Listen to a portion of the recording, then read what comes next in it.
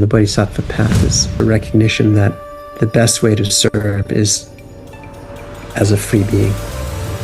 And so the Bodhisattva path is an exquisite middle way path of wisdom and compassion. I have enormous respect for the monastic forms, whatever lineage or tradition, Theravada, Mahayana, Vajrayana, the opportunity one can get as a monk or a nun in terms of freeing up life from complexity and having more time for study and practice and service is something that I cherish and respect deeply. Yeah, as a layperson, I'm just as into Dharma.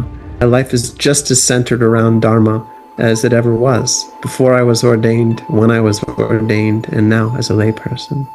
It's all about that.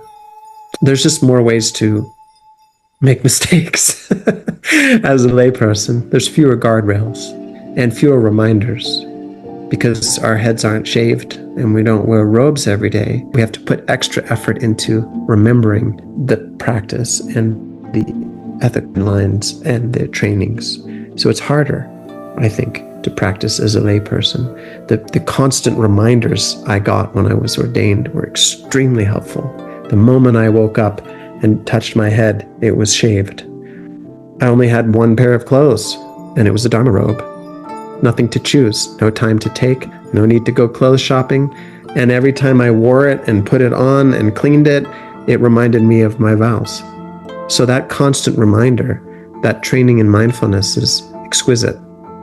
But as a layperson, I think one can have a very meaningful Dharma life. One can practice, if you're lucky and you have the good fortune to have a lifestyle that's not too complicated to maintain.